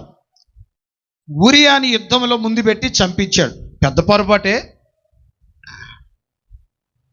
అది జరిగిన తర్వాత నాతాను ప్రవక్త వచ్చి ఒక చిన్న కథ చెప్పాడు. ఆ కథ చెప్పినప్పుడు దావీదు ఉగ్రుడైపోయి, అసలు అట్టోడు బతకనివ్వకూడదు, అట్టోడు భూమి మీద ఉండడానికి అర్హుడు కాదు, వాడిని ఖచ్చితంగా చంపాలి, వాళ్ళటి వాడు భూమి మీద ఉండకూడదంటే సావు కౌరు సల్లగా చెప్పినట్టు ఆ మనుషుడు ఎవరో కాదురా. స్తోత్రం చెప్పండి గట్టిగా. ఆ మనుషుడు ఎవరో కాదురా. వెంటనే దావీదు చేసిన పాపం దావీదుకి అర్థమయ్యి వెంటనే తన పాపాన్ని దేవుని ఎదుట ఒప్పుకుంటున్నాడు దావీదు. స్తోత్రం చెప్పండి గట్టిగా. అయ్యో నేను పాపం చేశానయ్యా, అజ్ఞానం చేతను అహంకారం చేతను లేకపోతే నా మనోనేత్రాలు మూసివేయబడి చెయ్యరాని పాపం నేను చేశాను, అయితే నా పాపాన్ని క్షమించమని పాపాన్ని దావీదు దేవుని ఎదుట కప్పుకొనక, స్తోత్రం చెప్పండి గట్టిగా చెప్పండి. దేవునికి ఎవరంటే ఇష్టం? కప్పుకునే వాళ్ళు ఇష్టమా, ఒప్పుకునే వాళ్ళు ఇష్టమా? ఈనాడు కప్పుకునే వాళ్ళు ఎక్కువైపోయారు. అసలు నేనంటే ఏమనుకున్నారు, నా భక్తి అంటే ఏమనుకున్నారు, అసలు నా ఏలు ఎవడు అటుగాని ఇటుగాని వంచలేడు, నేను ఆ వీరుణ్ణి సూర్యుని అని మాట్లాడుతున్నారు. కానీ బైబిల్ గ్రంథంలో ఒక ఆయన ఒప్పుకుంటున్నాడు, ఆకాశం వైపు కూడా కన్నులెత్తటానికి నాకు ధైర్యం చాలేదయ్యా. స్తోత్రం చెప్పండి గట్టిగా. ఈరోజు నేను ఏమంటానంటే, మన జీవితంలో దేవుడు మనల్ని హెచ్చించాలంటే మనలో ఉండవలసిన మూడవ క్వాలిఫికేషన్ అనుభవం ఏంటో తెలుసా? మన అవిధేయతలు దేవుని ఎదుట మనం ఒప్పుకునే వారంగా ఉండాలి. స్తోత్రం చెప్పండి. ఎంతమంది ఒప్పుకోగలం ఈ రోజున? అంటే దావీదు చేసిన ఘోరమైన పాపమే. బైబిల్ చెప్తుంది మాట వినకపోవటం కూడా పాపమేగా, చేయగలిగింది కూడా చేయకపోవటం కూడా పాపమేగా. సమూయేలు అంటాడు, మీ గురించి నేను ప్రార్థన చెయ్యని ఎడలా, మరి ప్రార్థన చేయకపోవటం కూడా పాపమేగా. ఈరోజు ఇక్కడ కూర్చున్న మీ అందరిని అడుగుతున్నాను, రక్షించబడిన తర్వాత ఎన్నిసార్లు మనం ప్రార్థన చేయటం మానేశాం? ఎన్నిసార్లు మందిరానికి మానేశాం? ఎన్నిసార్లు బైబిల్ చదవటం మానేశాం? ఎన్నిసార్లు దేవుని వాక్యానికి లోబడటం మానేశాం? పాస్టర్ గారు చెప్తే ఆ పాస్టర్లు అట్టగా చెప్తారు, వాళ్ళు చెప్పి నేను చేస్తే ఎట్ట కుదురుద్దని చెప్పేసి సేవకుడు ఒకటి చేస్తే మనం ఇంకొకటి చేయలేదా? ఇవన్నీ కూడా పాపాలు కాదా మన దృష్టిలో? అయితే ఆ పాపాలు ఈ రోజున మనం ఏం చేయాలి తెలుసా? కప్పుకొనక ఒప్పుకుంటే నా దేవుడు మనల్ని హెచ్చిస్తాడు. చెప్పాలి గట్టిగా హల్లెలూయా. ఈరోజు మనలో కావాల్సిన మూడో అనుభవం ఏంటో తెలుసా? పాపాన్ని ఒప్పుకోవాలి. నిజంగా దావీదు ఒప్పుకున్నాడు కదా. దావీదు ఒప్పుకొని దేవుని సన్నిధిలో పాపాన్ని విడిచిపెట్టి ప్రార్థన చేస్తుంటే ఆ పాపాన్ని ఒప్పుకునే అనుభవం అంట ఒక కీర్తనే రాయబడిందిగా బైబిల్లో. రాశారు లేదా? 51వ కీర్తన అంతా బెత్షెబాతో పాపం చేసినందుకు జరిగిన పశ్చాత్తాపమే కదా అది. ఉరియాని చంపించిన తర్వాత ప్రియులారా వ్రాయబడిన కీర్తనే కదా అదంతా. అయ్యో నేను పాపిని, పాపంలో పుట్టాను, పాపంలోనే నా తల్లి నన్ను గర్భం ధరించింది, నా పాపం పోవునట్లుగా హిమము కంటే తెల్లగా నన్ను కడుగు ప్రభని దావీదు ప్రార్థన చేస్తే ఆ పాపంతో పశ్చాత్తాపంతో కూడిన కీర్తన 51వ కీర్తన. అనేక సందర్భాల్లో అంటాడు, నేను పాపము చేశాను కనుక నా పాపాన్ని కప్పుకొనక నీ ఎదుట నేను ఒప్పుకున్నాను. ఈనాడు ఒప్పుకునే వాళ్ళు కొదువైపోతున్నారు. ఈరోజు నేను అంటాను ప్రియులరా, దావీదు వలె మనం హెచ్చించబడాలి అంటే మూడవ అనుభవం ఏంటో తెలుసా? పాపాన్ని దేవుని ఎదుట ఒప్పుకోవాలి. 1, దేవుని సన్నిధికి రావాలి. 2, కృతజ్ఞత కలిగిన వారమై ఉండాలి. 3, పాపాన్ని దేవుని ఎదుట ఒప్పుకోవాలి. 4వ మాట చదివించి నేను ముగిస్తాను. అదే దినవృత్తాంతముల మొదటి గ్రంథం 24వ అధ్యాయం, లేకపోతే 22వ అధ్యాయం, 22వ అధ్యాయం ముగిస్తాను నేను.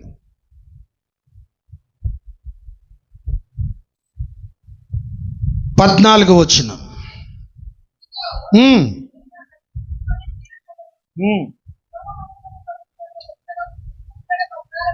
2,00,000 మణుగుల బంగారమును 10 కోట్ల మణుగుల వెండిని తూచ సఖ్యము కానంత విస్తారమైన ఇత్తడిని ఇనుమును సమకూర్చి ఉన్నాను.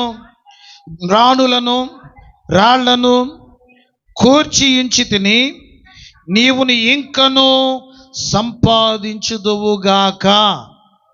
ఎవరితో చెప్తున్నాడు ఈ మాట? ఎవరితో చెప్తున్నాడు అని మాట? చెప్పాలి. ఎవరితో చెప్తున్నాడు? దావీదు గుండెలో ఒక కోరిక.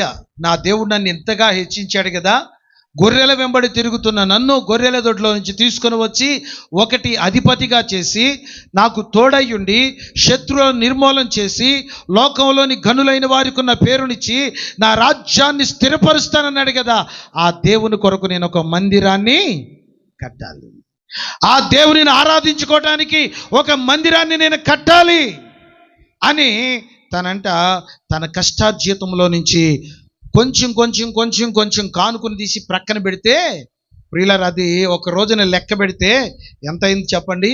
2,00,000 మణుగుల బంగారము, 10 కోట్ల మణుగుల వెండి, తూచ సఖ్యము కానంత విస్తారమైన ఇనుమును ఇత్తడిని దేవుని కొరకు కానుకగా ఇచ్చేసాడంట. స్తోత్రం కలుగునుగాక.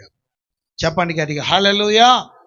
దావీదుని దేవుడు అంతగా హెచ్చించటానికి 4వ కారణం ఏంటంటే దేవుని కొరకు ఇచ్చే అనుభవం కలిగిన వాడు అనండి. అందరు మీ నోటితో చెప్పండి, దేవుని కొరకు ఇచ్చే అనుభవం కలిగిన వాడు. ఎంత ఇచ్చాడు? హలో, దేవుడు మీ నోరులు తెరుచునుగాక. ఎంత ఇచ్చాడు? నేను బైబిల్లో లేని మాటలు చెప్పట్లేదే. చెప్పండి, ఎంత ఇచ్చాడు? 2,00,000 మణుగుల బంగారం, 10 కోట్ల మణుగుల వెండి, తూచ సఖ్యము కానంత విస్తారమైన ఇనుమును ఇత్తడిని కానుకగా దేవుని కొరకు ఇచ్చేసాడంట. స్తోత్రం. మరి మనమేమిస్తాం? ఇందాక దేవుడు హెచ్చించాలని ఆశ ఉన్న వాళ్ళు చేతులు ఎత్తండి అంటే కొంతమంది ధైర్యంగా ఎత్తేసారు, కొంతమంది ఎత్తితే ఏమంటాడు, ఎత్తకపోతే ఏమంటాడు, చివరిలో ఏ పిట్టింగ్ పెడతాడు అన్నట్టుగా డౌట్గా తెలివితేటలు తెత్తారు మీరు చాలామంది. ఏదేమైనా మొత్తానికి ప్రయత్నం చేశారు కదా. ఈరోజు చేతులెత్తిన మనం దేవుని కొరకు ఏమి ఇవ్వగలుగుతున్నాం?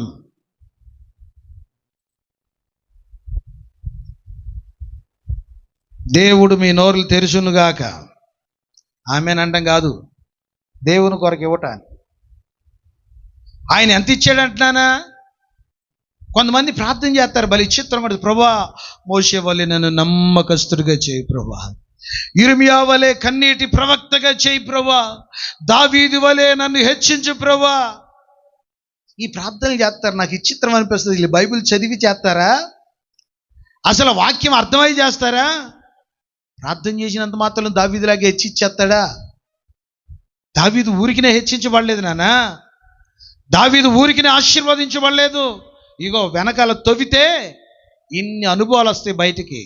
2,00,000 మణుగుల, మనం చిన్న మొక్కెత్తాకి 33 సార్లు ఆలోచిస్తాం. అననీయ సఫీరాలకు అక్క చెల్లెలు మనం. స్తోత్రం కలుగును గాక. మరి ఇలా 21 రోజు కోటాలు ఇవి మామూలు విషయమా? వచ్చిన వాళ్ళు రాకోకుండా పెద్ద పెద్దవారు అనేక మంది దూర ప్రాంతాల నుంచి గొప్ప గొప్ప సేవకులు చెప్పి వెళ్తున్నారు కదా. మరి వాళ్ళని ఉట్టి చేతులతో పంపిస్తామా?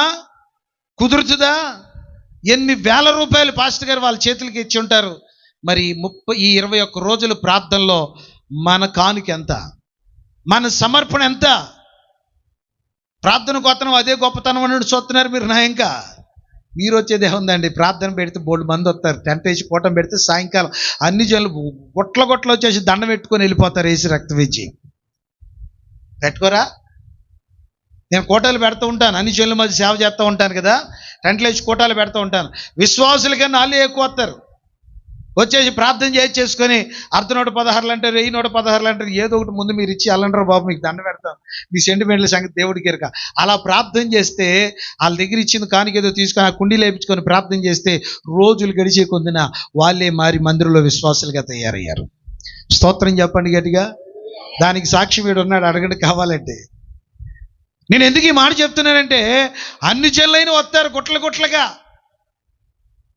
లోకంలో సామెత ఉంది. ఏంటి ఆ సామెత అంటే, గంగి కొవ్వు పాలు గరిటిదైనా చాలు, సేవ భారాన్ని అర్థం చేసుకున్నవాడు సంఘంలో 10 మంది ఉన్నా చాలు. కోట్ల మంది జనం ఉంటే ఉపయోగం ఏముంది? కడుపు నిండా ఎందుకురా కర్మపాలు అన్నాడు ఒక భక్తుడు. స్తోత్రం కలుగును గాక. పనికిరానోళ్ళు చర్చి నిండా ఉన్న ఉపయోగం ఏముంది? దైవజనుని భారం, దైవజనుని కష్టం, దైవజనుని కన్నీరు, దైవజనుని దర్శనం కలిగిన వాడు సంఘంలో 10 మంది ఉన్న చాలు.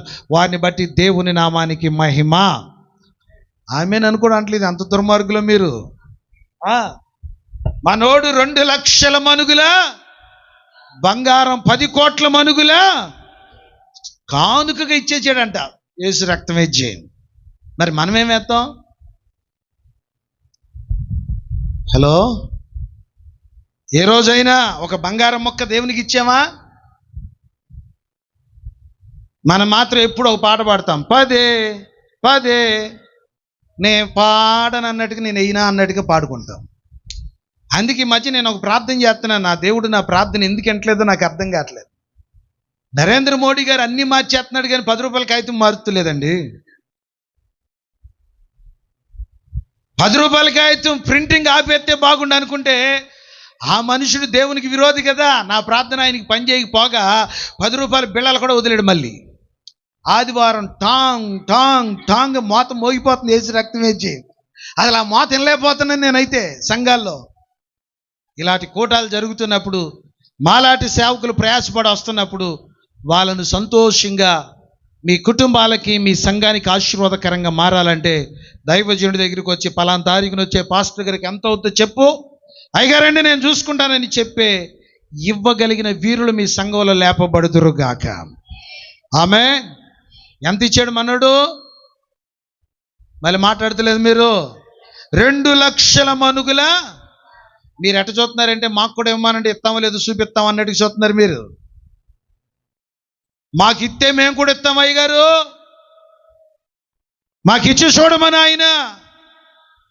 మీరు ఎట్టా మాట్లాడతారని మనోడు కూడా ఒక డైలాగ్ రాశాడు, అక్కడ ఒక ముక్క రాశాడు, చదువు మళ్ళీ. రైట్, ఏం రాశాడు? సమృద్ధిగా ఉన్నప్పుడు కాదంట అది. ఆ ముక్క గుర్తుపెట్టుకోండి మీరు. ఒక్కొక్కడు అంటాడు బుర్ర తక్కువడు, ఆయన్ని మాకు ఇస్తే ఎందుకు ఇవ్వమంట? ఇస్తే నువ్వు ఇచ్చేది ఏముంది, బోళ్ళు మంది ఇస్తారు.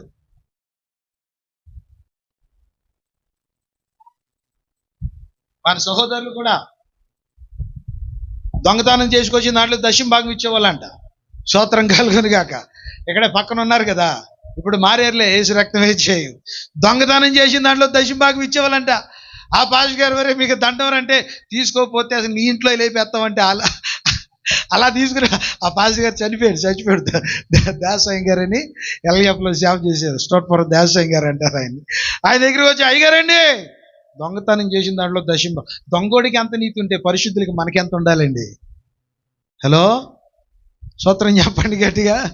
దొంగోడికి అంత నీతి ఉంటే శాస్త్రుల నీతి కంటే, పరిసయ్యుల నీతి కంటే ఏమవ్వాలంట? శాస్త్రుల పరిసయ్యులు ఏం చేసేవాళ్ళు? పుదీనాలోను జీలకర్రలోను కొత్తిమీరలోను కరివేపాకులోను తీస్తే మన వాళ్ళకన్నా గొప్ప వాళ్ళంగా మనం ఎంత తీయాలి? ఎంతమంది మీలో దేవుని భాగాన్ని ఇస్తున్నారా అని చేయత్తమని నేను అడగను. మీ మనస్సాక్షితో మీరు మాట్లాడండి.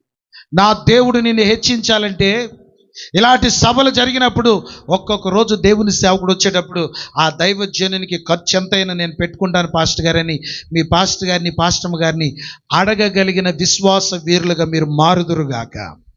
చెప్పాలి గట్టిగా హల్లెలూయా. బలిపీఠం మీద నిలబడి నేను ఒక దైవజనుడికి గుండె మీద చేసుకొని చెప్తున్నాను, నా విశ్వాసులు నా దగ్గరికి వచ్చి అడుగుతారు, అయ్యా ఈరోజు ఆ పాస్టర్ గారికి ఎంత ఖర్చు అవుతుంది చెప్పు, నేను ఇస్తాను. అరే ఒక 10,000 ఖర్చు అవుతుంది అంటే 11,000 ఇస్తారు. 1000 రూపాయలు నీకన్నా 15,000 రూపాయలు ఆయనకి. స్తోత్రం చెప్పాలి. కూటాలు పెట్టినప్పుడు నా పిల్లలు నాకు ఇస్తారండి. వాళ్ళని దేవుడు విడిచిపెట్టలా. తినటానికి గతి లేని వాళ్ళని ఈరోజు కోటేశ్వర్లుగా చేశాడు. దానికి సాక్ష్యం కావాలంటే వీడిని అడగండి. లేకోకుండా నేను చెప్పట్లేదు. ఎందుకు ఈ మాట చెప్తున్నానంటే, దేవునికి ఇచ్చి ఎవ్వడు దరిద్రుడు కాలేదు, ఇవ్వకోకుండా ప్రపంచంలో ఎవ్వడు గొప్పవాడు కాలేదు. స్తోత్రం చెప్పొచ్చుగా. ఇప్పుడు దాకా బాగా చెప్పారు, ఇప్పుడు ఏం మాట్లాడతలేదండి మీరు? ఏది వ్యవహారం కథ ఏదో తేడాగా ఉంది. మంచి వాళ్ళందరూ ఒక మంచి స్తోత్రం చెప్పండి. ఆయన ఇస్తే మనకి ఇవ్వటం కాదండి, పేద వేదవరాలు ఉన్నదంతా ఇచ్చేసిందంట. ఇచ్చిందా లేదా? రేపు పొద్దున్న నా బతికేంటి, నన్ను పోషించే వాళ్ళు ఎవరున్నారు, రేపు పొద్దున్న నా బతికేంటి, నా స్థితి ఏంటి అని ఆలోచన లేకుండా ఉన్నది మొత్తం తీసుకెళ్ళి కానుక పెట్టలేస్తే ప్రభు ఆమె సమర్పణను చూచాడు. విడిచిపెట్టాడా? చెప్పండి, నన్ను విడిచిపెట్టాడా? దేవుని సేవకుడు వెళ్ళి అడుగుతున్నాడు, అమ్మా నీ దగ్గర తింటాకేమైనా ఉందంటయ్యా? బుడ్డిలో కొంచెం నూనె, వాక్యం బాగా తెలుసు మనకి, చెప్పండి, కొద్దిగా నూనె, కొంచెమే పిండి ఉందయ్యా, అది తిని ఆ వచ్చిన బలంతో మేము బ్రతికి తర్వాత ఇక అందరు చచ్చినట్లుగా. ఆయన ఏమన్నాడు తెలుసా? సరే మీరు తర్వాత నువ్వు చేసిన అప్పంలో మొదటి అప్పం నాకు తీసుకొచ్చి ఇవ్వన్నాడు. ఒకవేళ ఆ స్థితిలో కనుక అన్నగారు మిమ్మల్ని అడిగితే మీలో ఎంతమంది ఇస్తారంటారు? మీరు చెప్పే డైలాగ్ చెప్పనా? నువ్వు పాస్టర్ అయితే అయ్యావు కానీ అసలు నీకేమన్నా కొంచెమన్నా బుద్ధి ఉందా? నీకు అసలు కొంచెమైనా జ్ఞానం ఉందా? ఉన్నదే కూతంతా వెధవరాలు దాంట్లో వాటాకు వస్తావా? అసలు ఏంటండి మీరు చేసేదాన్ని అంటామనమా అంటారు. మీరు అనరని మీరు అంటే నేను అట్లా నమ్ముతాను. ఎందుకంటే ఇక వేరే ఆప్షన్ లేదు. ఇక అది తిన్న తర్వాత ఇక ఫుడ్ లేదు. ఇక వెంటనే ఆమె ఏం చేసిందో తెలుసా? ఆ మొదటి అప్పం తీసుకొచ్చంట దైవజనుని చేతిలో పెట్టింది. స్తోత్రం. 3.5 సంవత్సరాలు తొట్టిలో పిండి తగ్గలేదు, బుడ్డిలో నూనె అయిపోలేదు. స్తోత్రం కలుగునుగా. నేను అంటాను, చాలామంది ఎక్కడ దరిద్రులు అయిపోతున్నారంటే, ఎక్కడ దరిద్రులు అయిపోతున్నారు? ఇవ్వక అనండి, చెప్పండి, ఇవ్వక అనండి, ఇవ్వక. అదే విచిత్రం. కానీ పాల బిల్లు కరెక్ట్గా కడతాం, కరెంటు బిల్లు కరెక్ట్గా కడతాం, తర్వాత కొట్లో రేషన్ బిల్లు కరెక్ట్గా కడతాం. దశమ భాగం దగ్గరికి వచ్చే తల్లి కొంతమంది ఎగ్గొట్టేస్తారు. వచ్చే నెలలో ఇద్దాంలే, వచ్చే నెలలో ఏమనిస్తాడు సైతాన్ గాడు? చెప్పండి నాన్న, వచ్చే నెలలో ఏమనిస్తాడా? మాట్లాడతలేదు. మీరు ఇప్పుడు దాకా బాగానే ఉన్నారు. ఏమైపోయింది మీకు? దేవుడు మీ నోరులు తెరుచును గాక. ఆమె నన్ను కూడా అంటలేదారా? హల్లెలూయా. అదేం విచిత్రం. కరెంటు బిల్లు కట్టకపోతే ఆడు కట్ చేస్తాడు, పాలోడు కట్టకపోతే పాలు పోయి, రేషన్ వాడు కట్టకపోతే మరి ఏం చేయలేనాడు పాస్టర్ గారేనా? చెప్పండి, మరి ఏం చేయలేనాడు పాస్టర్ గారేనా? నాకు ఇవ్వండి, నన్ను శోధించండి, మీరు గుప్పెళ్ళు విప్పితే నేను ఆకాశ వాకిళ్ళు విప్పుతాను. ఇప్పుడు చెప్పండి ఆమేనని గట్టిగా చెప్పండి, గట్టిగా హల్లెలూయా. తనకు ఉన్నప్పుడు ఇవ్వలేదంట, దేవుని సేవ మీద ఉన్న మక్కువ చేత, తన రాజ్యములో దేవుని మందిరం ఉండాలని, యాజకత్వం జరగాలని, యాజకులు పోషించబడాలని, దేవుని మహిమ మందిరములో దిగి రావాలని, నా రాజ్యం దీవించబడాలని, నా దేశం సుభిష్ట కలిగి బ్రతకాలని, తన కష్టార్జితంలోనే, తన కష్టస్థితిలోనే ఒక భాగం తీసి చివరిగా తన కుమారుడికి ఇచ్చేటప్పుడు లెక్క పెడితే 2 లక్షల మనుగుల బంగారం, 10 కోట్ల మనుగుల తూచ సఖ్యము కానంత ఇత్తడిని ఇనుమునిచ్చి, బిడ్డ వీటిని పెట్టి నువ్వు సేవ చేయరానల్లా. ఇంకేమన్నాడు తెలుసా? నేను ఇచ్చినట్లుగా నీవు కూడా ఇంకా ఇచ్చుదువు. ఉందానా? ఆ మాట ఉందా? చదవండి, ముగిస్తాను నేను. ఇంకను నీవు దేని కొరకు ఎంజాయ్ చేయటానికి కాదు, జీవితంలో సుఖభోగాలు అనిపించడానికి కాదు, నేను ఎలా దేవుని పరిచర్య కొరకు సంపాదించి నా కష్టస్థితిలో దాచానో, బిడ్డ నువ్వు కూడా ఇంకా సంపాదించి దేవునికి ఇచ్చుదువుగాక అని తన కుమారుడికి నేర్పించి తన జీవిత దినాలు ముగించినట్లుగా బైబిల్ చరిత్రలో మనం చూస్తున్నాం. చెప్పండి, ఊరికినే దావీదుని దేవుడు హెచ్చించాడా? ఇంతగా నన్ను హెచ్చించటానికి మూలవాక్యం నేను ఎంతటి వాడనంటే నీవు నా సన్నిధికి వచ్చే అనుభవం నచ్చింది. రెండవది, నీలో ఉన్న కృతజ్ఞత కలిగిన జీవితం నచ్చింది. మూడవది, నీ పాపాన్ని ఒప్పుకునే అనుభవం నచ్చింది. నాలుగవది, నా సేవను ప్రేమించే అనుభవం నచ్చింది. కనుక నిన్ను దీవించకపోతే నేను ఎవరిని దీవిస్తాను రాని గొర్రెల దొడ్డిలో నుంచి దావీదుని పిలిచి తాను వెళ్ళిన చోటనెల్లా తోడై ఉండి అధికారిగా నిలబడి, ప్రియమైన దేవుని బిడ్డలారా, లోకంలోని గనులైన వారికి ఉన్న పేరుతో నా దేవుడు ఘనపరిచి తన రాజ్యాన్ని స్థిరపరిచాడంట. స్తోత్రం. ఈరోజు నేను అంటాను, దావీదు దేవుడే అని చెప్పలేకపోతున్నారు మీరు కొంతమంది. ముగిస్తున్నాను నేను. దావీదు దేవుడే, దావీదుని హెచ్చించిన దేవుడే మనల్ని హెచ్చిస్తాడు. అయితే మనం కూడా ఇలాంటి అనుభవాలు కలిగి ప్రభు రాకడ కొరకు సిద్ధపడదుముగాక. దేవుని ఎదుట హెచ్చించబడిన వారముగా మారుదుముగాక. తలలు వంచండి, కళ్ళు మూసుకుందాం, ప్రార్థన చేసుకుందాం.